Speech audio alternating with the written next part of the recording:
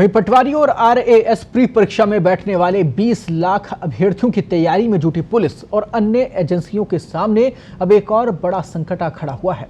रीट में 6 लाख रुपए की चप्पल बनाकर नकल कराने वाले मास्टरमाइंड तुलसाराम को तो पुलिस नहीं दबोच सकी, लेकिन इस बीच चप्पल से भी कहीं ज्यादा नकल उपकरण बाजार में आ गए हैं।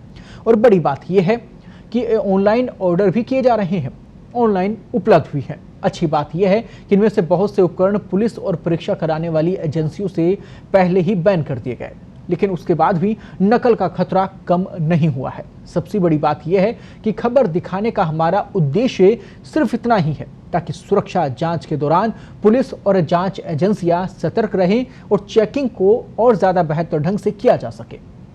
ऐसा पहली दफा हुआ है कि बाजार में भी परीक्षा के लिए नकल करने वाले उपकरण मिल रहे हैं। और बड़ी बात यह है कि इनमें से बहुत से सामान को पुलिस या फिर कोई भी जांच एजेंसी बैन नहीं कर सकती है। बाजार में करीब 8,000 रुपए का मास्क मिल रहा है, 12,000 रुपए की घड़ी और करीब 2,000 रुपए का पेन भी उपलब्ध है। साथ ही जेब में रखने के लिए एटीएम कार्ड जैसा कार्ड और कान में रखने के लिए बेहद ही सूक्ष्म माइक्रोफोन भी है। इन सभी उपकरणों में सिम, मेमोरी कार्ड और बेहद छोटा माइक्रोफोन रखने की जगह स्पेशल तौर पर बनाई गई है ताकि परीक्षा के दौरान नकल की जा सके। अब इन उपकरणों ने पुलिस और परीक्षा कराने वाली एजेंसियों को और ज्यादा परेशानी में डाल दिया है।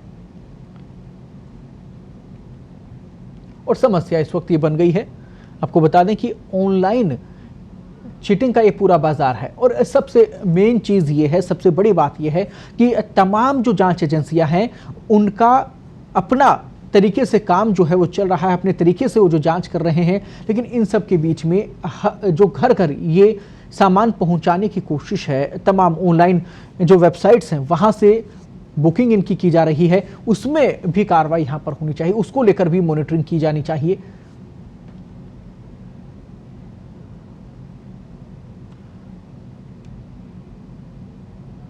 वहीं प्रशासनिक अधिकारी, पुलिस अधिकारियों का इसको लेकर क्या कुछ कहना है वो भी आप सुनिए। 230 ये जो है 90 से लेके 35 तक विभिन्न जिलों में जो है वो बटे हैं। एक तो इसमें खास बात यह है कि अब कैसे बाहरी क्षेत्रों में जो है वो सेंटर्स नहीं है और इसमें 45 अब तक हमने सतर्कता बनाए। आज विस्तृत मीटिंग जो है वो जिला कलेक्टर महोदय से कलेक्ट्रेट में होनी है, उसमें हम डिसाइड करेंगे। लेकिन हमारी कोशिश यही है कि जो पटवार परीक्षा में एग्ज़ाम लगा था उसी प्रकार के एग्ज़ाम रहे।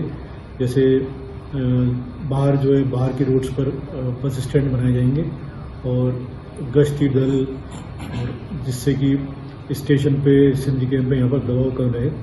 तो शाम को आज व्यवस्था जो है फाइनल करते हैं। सर, रीट परीक्षा में देखा गया था नकल गिरोह में सक्रिय था, चप्पलें में आ गई, तो इस बार इस परीक्षा में ऐसा ना हो तो उसके लिए जयपुर पुलिस कितनी तैयार है?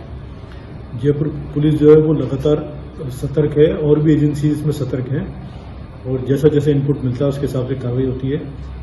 इस बार भी पकड़े गए थे और अगर इस बार भी प्रयास करेंगे तो पकड़े जाएंगे। सर, होमगार्ड का जाब्ता नियोजित नहीं किया जा रहा है इस बार जी। पुलिस कमिश्नरेट के पास इतना जाब्ता है, पर्याप्त जाब्ता इसके लिए? नहीं, पुलिस कमिश्नरेट के पास जो जाब्ता है उसके अलावा मुख्यालय से हम निवेदन करेंगे और जो अधिक जाब्ता है वो जयपुर के लिए होगा।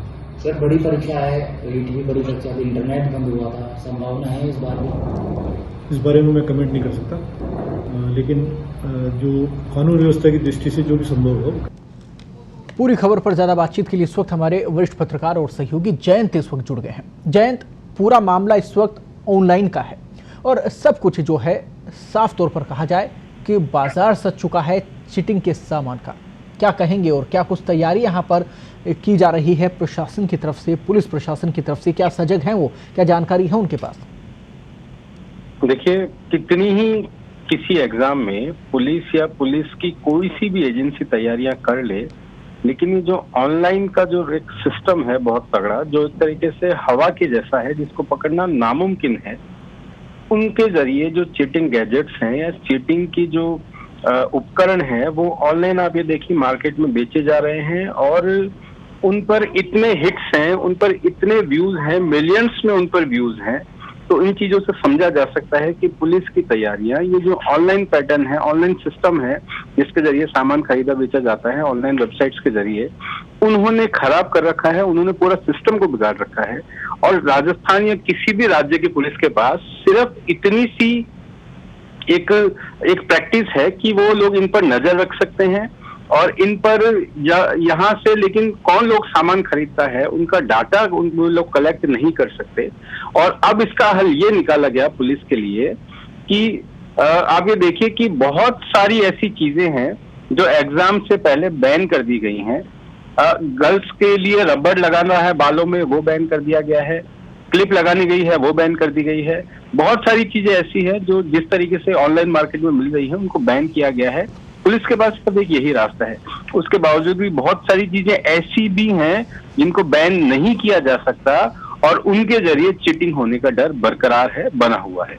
जी जयंत, लेकिन इसकी रोकथाम को लेकर क्या कुछ किया गया? क्योंकि ऑनलाइन बिक्री है और वहां पर ऑनलाइन ये जो बिक्री की जा रही है उसका आपने कहा कि कोई सोर्स फिलहाल नहीं है, उसे पकड़ना आसान नहीं है, तो ऐसे में पुलिस की तरफ से क्या कुछ रवैया रहेगा? क्योंकि परीक्षा अब सर पे है, 15-20 लाख बच्चे अभ्यर्थी जो हैं वो इस परीक्षा को देने पहुंच रहे हैं।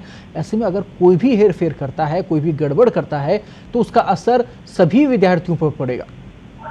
बिल्कुल, ये देखिए कहावत ये कही जाती है कि गेहूं के साथ घुन पिसता है, लेकिन यहाँ घुन के साथ गेहूं पिस रहे हैं।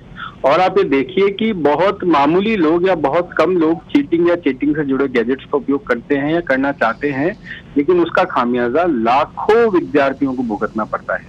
अब पूरी अगर सिस्टमेटिक बात करें तो आप ये देखिए कि चीटिंग गैजेट्स के कारण या चीटिंग उपकरणों के कारण महिलाओं की जो सुहाग की निशानियां होती है, जो गले में मंगलसूत्र धारण करते हुए लोग पहनते हैं, उस तक को बैन कर दिया गया है। क्यों? क्योंकि उसमें रखकर माइक्रोफोन के जरिए चीटिंग की जा सकती है। आंखों का चश्मा है, उसमें इस तरीके की चीजें फिट की गई हैं कि उनको चीटिंग के लिए काम में लिया जा सकता है। माइक्रोफोन कान में लगाए जा रहे हैं, उनको काम में लिया जा सकता है। जूते चप्पलों में, गैजेट्स में और कई तरीके की चीजें काम में ली जा सकती है। और पत्रिका का ये खबर दिखाने का उद्देश्य सिर्फ यही है कि एक तो जो एजेंसियां उन अभ्यर्थियों की जांच करती हैं जो पुलिस जो एग्जाम देने पहुंचती हैं, सख्ती से उनकी जांच हो, और दूसरा पुलिस समय रहते ऐसे लोगों को सामान खरीद फरोख्त करने से रोक सके जहां तक वो उनको रोका जा सकता है।